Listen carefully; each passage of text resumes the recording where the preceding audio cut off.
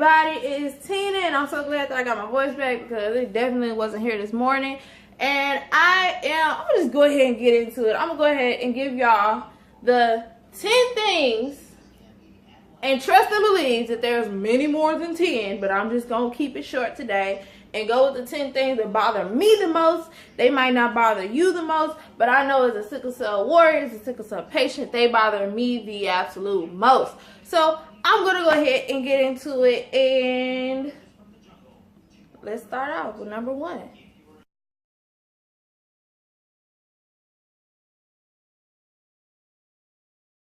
All right, number 1 is you don't look sick. I mean, ain't nowhere in my manual, that I never got 25 years ago that it tell me that just because I feel like crap and my body feel like it's breaking down and my bones feel like they're breaking and I can feel every single solitary cell going through my body that I have to look like what I'm going through. Because I know, especially as a woman, when you look how you feel, it makes you feel, for me at least, it makes me feel like 20 times worse. So yes, if I do have the mind to come into the hospital and my hair is done, or I'm in the hospital already, or I'm in the doctor's office already, and I might have, my bow lips for sickle cell on, or I might have a little eyeliner, draw on one eyebrow or something like that, that doesn't mean that I'm not in pain.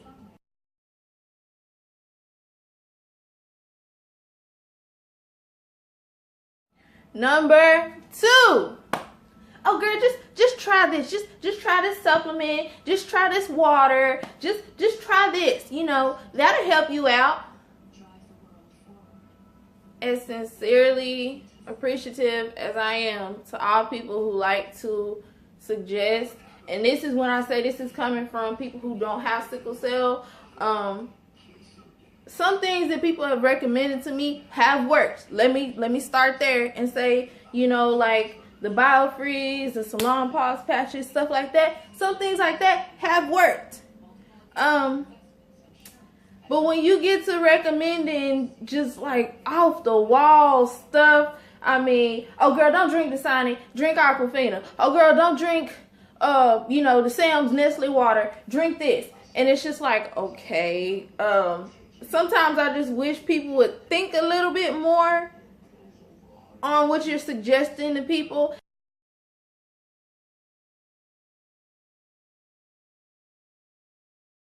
Oh, my relative or my cousin, my friend, they have sickle cell and they don't get sick as much as you do. Or the flip side of that is my friend has sickle cell and they get a lot sicker than you do. They're always in the hospital. They've had to have this, and this. Okay, what they got to do with me? We are all different. Just because we have the title sickle cell warrior, sickle cell patient, even those who have the trait, everybody who has sickle cell does not walk the same path. We don't all go through and experience things the exact same.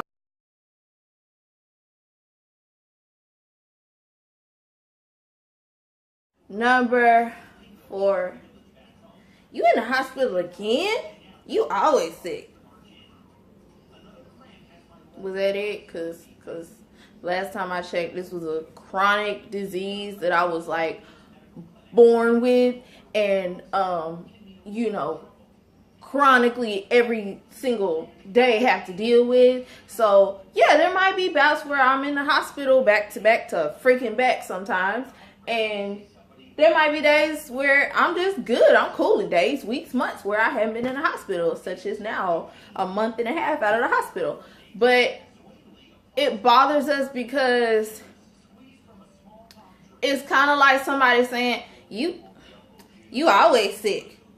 Okay, just because I'm sick this time doesn't mean that the next time I get sick isn't going to be different. Is it going to be much worse, or it might be much better? Every experience is different. I hate when people try and box us in and think that we get used to being sick. We never get used to being sick. We never get used to having to be in the hospital, having to deal with these medications and stuff like that. every single time, every single trip is a different experience for us.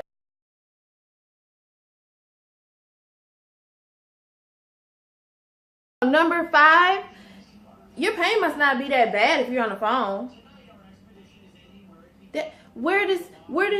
And this is something that I hear, of course, from doctors, from nurses, because just because I'm on the phone does not mean that I'm not in pain. Just because I can focus, and people have to understand this. When I'm in the hospital, I'll go ahead and tell y'all when I'm in the hospital. I usually am, number one, what I do with my phone when I'm in the ER, because my family bugs me like, well, they don't bug me, they check on me because they love me like this. They make sure I got checked in, I got a hospital room, I got a good doctor. If I'm going up to my room, they want to know what room I'm in. If they have to pick me up, they got to know that. So, of course, I'm going to be on my phone to let my family know what's going on with me. Hello?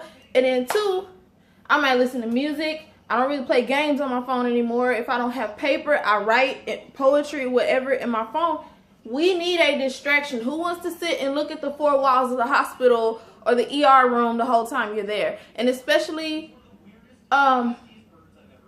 if you are in a lot of bad pain, what you want me to do? Sit here? Oh my God, it hurts. Oh my God, it hurts. Oh, this medicine's not working for me. Okay. The doctor's gonna be here. The nurses have not been in 2-3 hours and they're supposed to be in, to check on me ever so often. Oh my God, the doctor just said, you want me to really sit and focus on that negative stuff? Because that's really what's going to happen. I don't sit and meditate the whole time. I'm sorry. It's like nearly impossible for me. I'm in a place that I don't want to be in. Hello. And I need to keep in contact with the outside world. And I need to have something to keep myself going, keep myself motivated, because you want me to sit here and get not motivated, then I'm going to get depressed. And then that's going to make my pain much worse. Is that what y'all want? Well, some of them might want that. Whatever. But I just need y'all to understand that the connection of us having and needing a distraction, i.e. our phones, tablets, writing stuff down, or those of y'all who still got to get work done like me in the hospital, does not compare at all to our level and rate of pain. There are some times, and I've been like this, where my first few days, I can't do nothing, I can't touch nothing, I can't think about it. I'm in such bad pain. And of course, if somebody's in that much pain and they just can't do it, then let that be them. But if I'm the one who chooses to record myself, if and when I can, then I'm going to do so. And that shouldn't have any reflection on the level of pain that I'm in.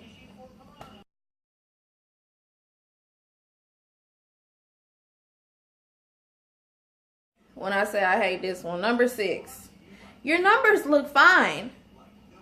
And this is usually how you hear it. Well, your numbers look fine. Or, your numbers look fine. But I feel like bad. Y'all know what I wanted to say. Anyways, y'all, I feel terrible. And you're coming in here and telling me that my numbers look fine. And you're taking, a small vial of blood from a localized area. Not saying that the doctors aren't good. Some doctors aren't, good, because I've had good doctors, that are very nice and compassionate to me, be very happy about this. And of course you would be happy about this. You don't want to see my numbers in the toilet. However, that is very discouraging to me when I feel like crap on toast and you're happy that my numbers look fine. Okay, but what about my pain? This is the thing. This is like one of the biggest struggles that we deal with, is that a lot of these doctors don't understand. One, we have multiple crises going on at one time. It's possible to have that. 2, we can have pain in multiple areas, meaning I got sickle cells here, I got sickle cells here, I got sickle cells here, in my legs, hips, all that stuff. But you're focusing on one small area. And then you want to say that my pain, my levels of what y'all check for in the ER, because you don't run a whole check, look fine. But there's times where my hemoglobin might be at a 9 or 10 up here. Give me a day or so, and it's down to 7, 8, and keep going down. That happens. Unfortunately, the science has not come up with what we feel in our bodies and what we know our intuition to be true. So if there's ever a time that you are not right, please go to the hospital that you trust. Hopefully you have one that you can trust and trust the doctors. And please advocate for yourself and push that idea home that yeah, you might think my numbers look fine. You cannot read paper on a printout. It does not happen for any single disease. But if you know you're not right, please push that home, just short of fussing and cussing with the doctor, that you need them to control your pain. You need them to do more testing to figure out what's going on with you.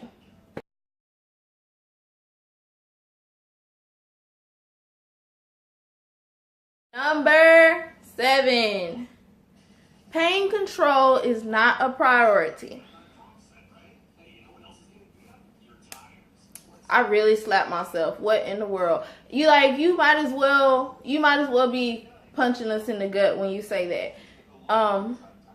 I know people, because I've been some of those people that go into the ER, and if it's fairly empty, of course you're going to get back quick. Or we experience, and I want some of y'all to understand this, because some of y'all that are younger and even some of y'all that are older, a lot of these hospitals pull by their level of severity, their level of priority. So of course, if you come in with somebody who's thinking that they're having a heart attack or they've had a stroke or something like that, they're going to get pulled in before us, because they do not count body pain with, they just say, oh, sickle cell body pain. They don't count that as a priority. So that's why when you're sitting in a hospital for hours and hours and hours or something like that, you see all these other people going back before you. That's why, because our pain is not top of the list to them. Our pain is not a priority to them. But we know that just because we are in pain, and we say that we are in pain, we don't know what's going on exactly. Some of us do know what's going on. If you got pneumonia, you had pneumonia, acute chest syndrome, you can kind of self-diagnose sometimes with that. But we can have blood clots. We could have had stroke. We could have infection. We could have blood infection. We could have organ damage. We could have organs rupturing. We could have AVN, avascular necrosis, meaning that our bones are deteriorating. We could have a wealth of complications going on, and when we put it down, of course we don't know, we're not the doctors, so we can't come in here and say, oh well, yeah, I've got avascular necrosis and I've got pneumonia and my left lung feels like it's collapsing and I'm short of breath, stuff like that. We can't come in and say that. All we know is that we are in some of the worst pain of our lives and we need help.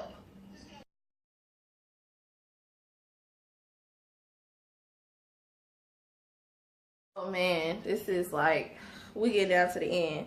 Number 8, you've been here for a few days, or some people say a few weeks. Your pain should be better by now. That's what you think.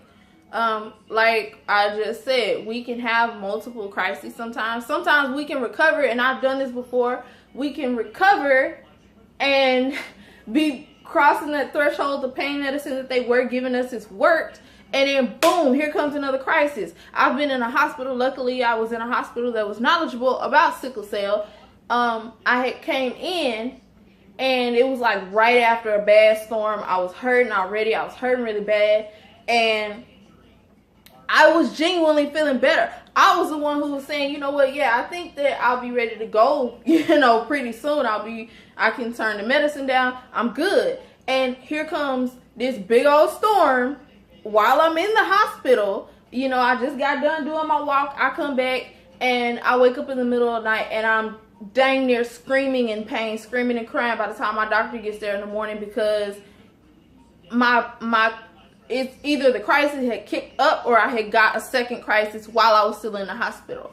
And then there are the times where I literally had a doctor tell me, well, you've been here a couple days. Pain crises only last 2 to 3 days. I wanted to smack the molars out of that woman's mouth, because I know that's not true. Everybody that I know with sickle cells knows that that's not true. Everybody's crises are different. Every crisis is different. Crisis, whatever. Everyone is different, because there's some that I've been in a hospital as short as 2 days, 1.5 days, or I've been able to handle my pain at home, or I've been in the hospital as long as, 13 days? I know people who've been in the hospital for months, dealing with it. And for somebody to come in and tell us, oh no, your pain should be over by now. That's just like, that's such an ignorant and closed-minded statement.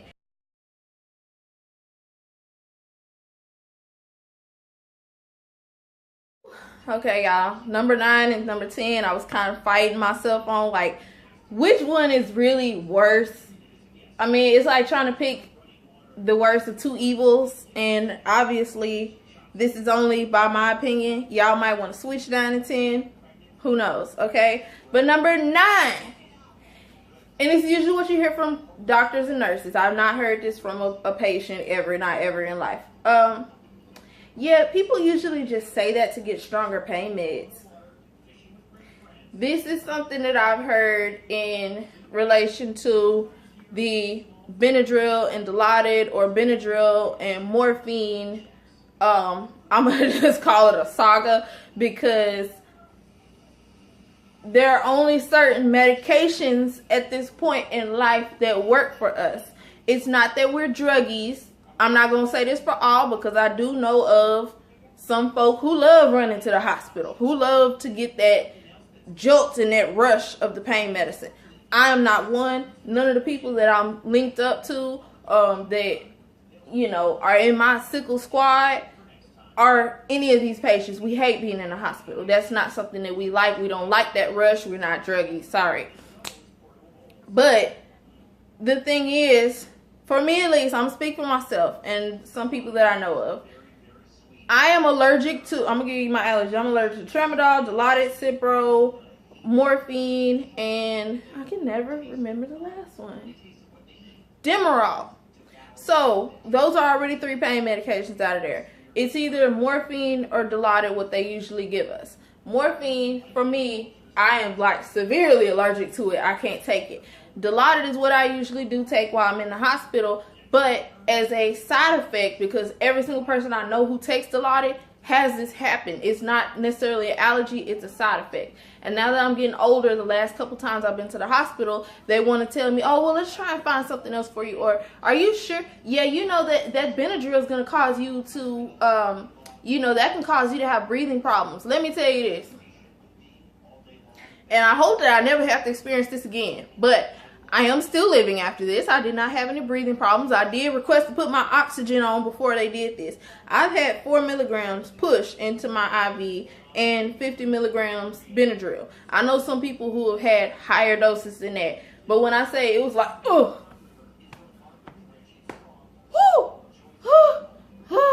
okay, hold on, wait, hold on. Ooh. I don't like that feeling. But at the time it was necessary. So if I can avoid that at all costs, I will. However, if I can give y'all an imagery of what Dilaudid does to you, it's like within, they say 15 minutes. Everybody's different, as I said. Within the first 10 minutes for me, I start to itching like it's ants crawling. And when I mean it's everywhere. The top and the everywhere, like everywhere. I have to literally sit with lotion in the hospital, depending on what hospital I go to, and just cover myself with lotion. And it's just more of a mental thing, because it's in your veins, it's in your body, so you can't really do that. You have to wait for it to go away on its own, pretty much run its course. Benadryl for some people can cause you to have some depressed breathing. It means that you're having a hard time breathing. However, for me, I've never had that reaction. Not to say that I won't ever, but if you know that Dilaudid works for my pain, and you try and deny me this, or say that I'm doing this just to get, you know, I guess high off, just be frank, just to get high off of pain meds, so that I want these combinations, and the worst word combination that they can use is the cocktail, what they call like the sickle cell cocktail, which is the Dilaudid or morphine, the Benadryl, and the Phenergan. I don't come in for that. That is extremely degrading and very insulting to hear that. I come in because I'm genuinely in pain. I thought this was a place of help. I thought y'all would help me out. So that's the reason I'm here. So if y'all can please stop saying that, it would be helpful.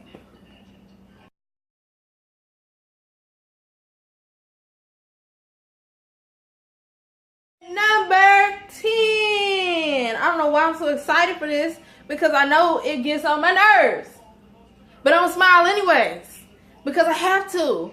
Because it's just like, ooh, it gets on your nerves. Like, you don't understand.